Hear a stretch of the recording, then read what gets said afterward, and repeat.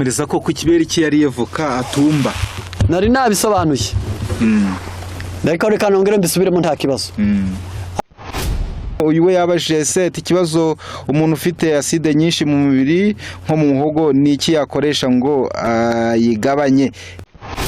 Mubiri wanza avoka n'ubuki wavurwa niki wabireka burundu kabyihorera nacyo ni ikibazo reka tucyakire cyo bavuga ko iribwa ku mboga babikura he hamwe mu gitabo kimwe bavuga ngo avoka iribwa ryari undi iribwa buri munsi nuko nguko bisanzwe muri gahunda zo kurya ikintu cyose cyitwa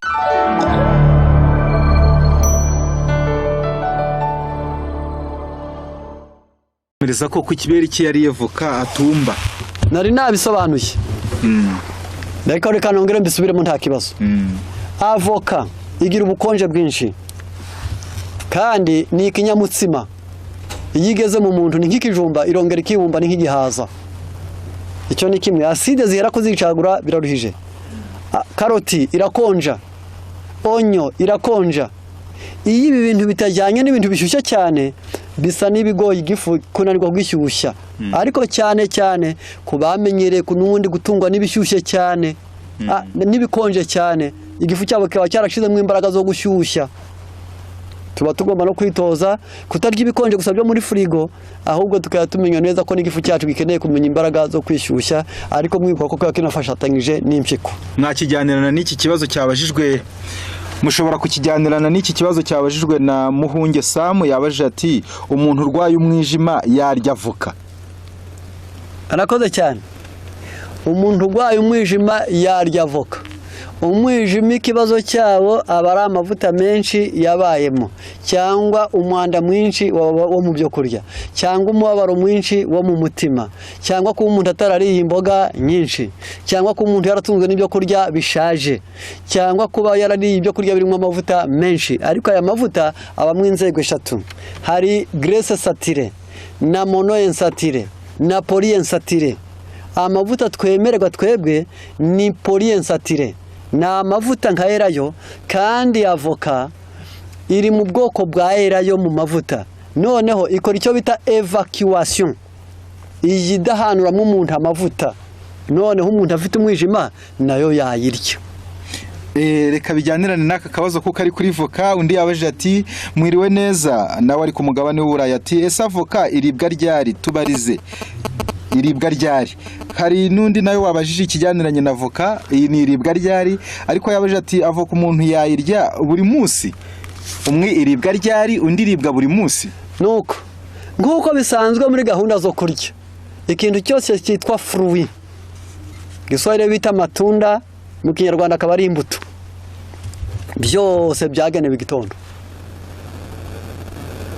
ni mugoroba bakariho abantu barya ibyo kurya bindi birimo imboga ariko mu gitondo kubera ikisi umuntu akeneye icyo bita dusera kugwa neza gucya kumwenyurira abandi kubage kandi mu mbuto kwa kundi tuzireba ukabona zinejeje ijisho ni nako zigira mu maraso zikanezeza ubwenge kandi iyo mu bwenge hanezerewe umuntu aracyo kubwo kugarida ibyo bita bonimere umuntu akwiriye kurya imbuto mu gitondo avoka rero iribwa mu gitondo na kumanywa wayibuze wayirya niba ariyo masaha yo kurya uretse ko burya kurya ku manywa siyo gahunda ahubwo kurya mu gitondo aravuga ngo avant de partir il faut ménager sa monture iyo mbere yuko umuntu atangira urugendo atunganya amatandiko y'ifarashi ye entretien mbese y'umubiri nuko ugaburira hakiri kare ukajya mu kazi ubwo nibwo buryo bwiza murakoze cyane bati mbese iribwa buri munsi mu byo kurya byagenewe kuribwa buri munsi cyangwa se iby'umubiri ukeneye buri munsi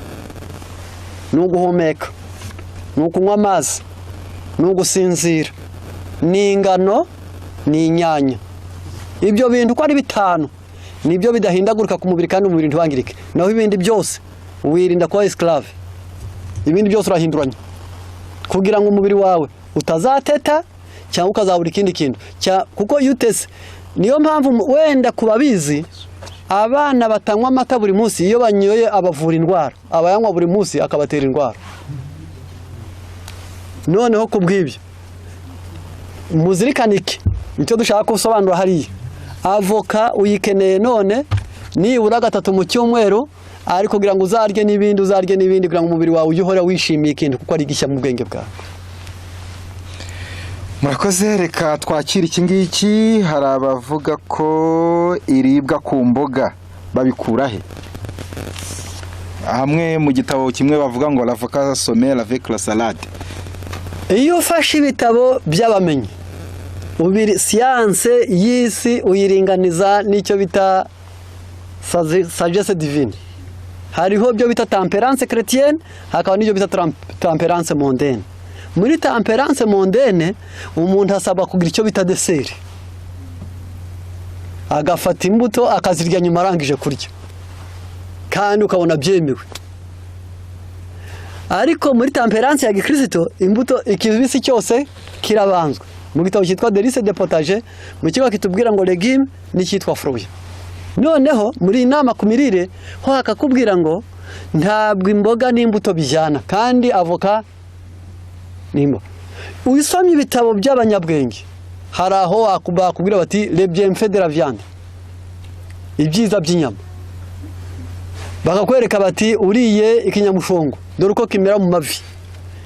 Bakakubwira bati urugimbu rw'ingurube dore uko umugabo asaza ameze neza. Mbese mu isi mu bumenyi ugiye mu mabwiriza yabyo wazibuka ugeze habi. None se avoka n'imboga babihuza bate? Avoka iyitanetse imeze nk'igitoke kitanetse, ubwo aba ari avoka legume kuko ifite ibara ry'icyatsi kibisi gitsibaze. Noneho kuko itanetse n'igitoke nacyo ni bananiye legume yo kitanetse. Ariko mu gitondo wafata amabere yacyo atanetse ukayateka ugashyiraho amashu ugashyiraho dodo ukarya ukanezerwa. Wajya kugera nimugoroba ugasanga uruseri rwangoma rwabaye umuneke, bakakubwira ati imbuto n'imboga ntibigira bite, ntibivangwa. Icyo cyari imboga mu gitondo bijyana, nimugoroba birabujijwe kandi ari cya kindi. Avoka itanetse nayo ijyana n'imboga, ariko yamara kuneka ibibaye mire, yarangiza kuko inetse nta kundi yajyana n'imboga. Reka dusubize n'iki kibazo cy'amatsiko, reka dusubize n'iki kibazo gisa nkaho ari amatsiko, ariko si amatsiko ahubwo ni ukwivura. Ati umubiri wanze avoka n'ubuki wavurwa n'iki? Wabireka burundu ukabyihorera? Nacyo ni ikibazo, reka tucyakire. Cyo koza kuri Skype nimwe tugiye kwitaho, ibindi bibazo tuzabyakira ubutaha, abandi dushobora kubasubiza kuri telefone zanyu, atari ugusubiza ubu ngubu ko tugiye kugera ku musozo w'amateraniro. Reka turebe no kuri Skype nyuma y'iki kibazo ubundi tuze kugera ku musozo. Mu bitabo uko bavuga birebana na science haratubwira ngo chaque a son va de mekime, umuntu wese agira umuti umushobora. Ngo muri magufi Madamu White niwe ntanga icyitegererezo bwa mbere. Yaryaga umukati akaremba, yarya ibishyimbo bakamujyana mu bitaro. Ntabwo ibishyimbo namenye amaherezo yabyo ntabwo yanditswe, ariko umukati wo igihe cyarageze Imana yamubwira ngo nubwo umukati umubiri wawe utawemera ariko uzawurya. Byatumye afata umugambi wo kuyafata umukati wuzuye, agafata ku gifu akawufatisha akaboko k'iburyo, agafatisha k'ibumoso kunda, akabwira igifu ngo amaherezo uzabyemera. Yarwanye nacyo kidashaka umukati kugeza ubwo amaherezo arwana n'igifu kishaka inyama, amaherezo arazizinuka. Ubundi umuntu ahura n'ingorane eshatu mu mirire ye. Ibintu ababyeyi bakunze bagutwite urabikunda, noneho ibyabananiye bagutwite urabyanga. Noneho icya kabiri hari icyo bita par volonté muri rengera ubuzima. Aratubwira ngo iyo umuntu avuze ngo ikintu kiramugwa nabi ngo kinamugwa nabi. Iyo wicaye wowe ubwawe ukavuga uti niba ari uko amaherezo ndanagira nte ndanabirya. Hakaba intambwe ya gatatu icyo bita allergie. Hari ibyo kurya umuntu arya bikagwa nawe umubiri we, cyane cyane benshi kubuki mu kanwa ntibabwanga, ariko igifu cyabo kidashashe. Iyi igifu y'ubuki bugezemo ufite acide yabwo, iyo acidose yabwo iyo yinjiyemo burabarya. Rero kubw'ibyo bazawuvange mu mitsima bube buri mu mubiri ariko butagiye nyirabwo ari nyirizina. Kubw'ibyo abandi bazaya bagenda buhoro buhoro, ubushake bazagwana nabyo kugeza ubwo amaherezo bazashobora. Burya ubushake ni umutware. Murakoze cyane. Kuri Skype mwihangane dusa nk'ababirengagije ahari, none ko inaha i Buraya dukoresha cyane ibiryo byo muri firigo cyane na za microwave. Mwatugiriye ihe nama? Microwave ni akantu gakore micro-onde, ni microwave ni akantu kameze nk'intuza ko bashyiramo kakaza gukoresha ingufu zisa nk'aho ari imirasire kagashyushya ibyo kurya. Ubwo rero nako kaba gafite amaradiation. Ubwo rero kuvuga ati nkaho ko bakoresha firigo bagakoresha za microwave cyane cyane nko mu bihe by'ubukonje babyifatamo bati. Turaza gusubiza rero ikindi kibazo kimwe ubundi tugane ku musozo. Mwihangana babajije mwabaye benshi, akaryoshye ntigahora mwitama, tuzongera n'ikindi gihe kandi turacyahari. Nuko arakoze cyane. Ibyo kurya bijya muri firigo dore ko burya nta nubwo byose byagenewe kujyamo. Hari ibyo kurya ntanze icyitegererezo nko kuri persile. Ni imboga, persile ni imboga ariko iyo zishyizwe muri firigo en direct zirapfa. Iyo abantu bagiye kubika firigo imboga za persile muri firigo bazishyira mu kintu kirimo amazi, cya kintu akaba aricyo batereka muri firigo kugira ngo zidapfa. Nubwo bikimeze bityo n'ubundi kigiye muri firigo ntikiba kikiri fresh, hari imbaraga zacyo zizimira ku bw'ubukonje bukabije. Icya gatatu, ikivuye muri firigo nubwo cyaba ari cyiza kiba kigomba gutegerezwa iminota 30 kivuyemo ukikabona kigakoreshwa. Niyo mpamvu abantu bose bahera ko bakoresha bafite ikibazo cyo kurwara indwara zo mu muhogo muri iyi tiroyide, noneho za pharynx, larynx, ako bita macrophage, tiroyide, izo zabo zikuna. Ni nayo mpamvu muri kubona abantu benshi cyane nka corona ibageraho ikabashobora bitewe nuko muno hapfuye, yarangiza bagahera ko bangirika. Noneho kubw'ibyo ibivuyemo ni byiza. Impamvu bakubwe sinabyiza guhera kujya kubishyushya muri ako kantu wakoresheje, ahubwo reka bibanze bitimbeho yabyo yagwara ubura, yarangiza nyuma kubamo ubone ushyushye ku rugero rwiza, ariko unibuka neza ngo uko ubushyuhe bushyushye ikigeze gishyushywa, ikigeze gishyuha kinyuza ahantu mu muriro wenda cyangwa mu kamashini kikanoga kikaba gatsima ukongera ukagishyushya, ubwo bongeye gushyushya. Kandi iyo ushyushye ikindi rimwe amavuta, ayo mavuta ahinduka graisse, ahinduka urugimbu. Noneho kubw'ibyo ntaba kiri lipide ahubwo ahinduka urugimbu, kuko yewe ni naho mpamvu itegeko ritangwa navuga ngo n'ibyo kurya twatekesheje amavuta tuye tubiriraho twe kubishyushya kugira ngo adahinduka urugimbu.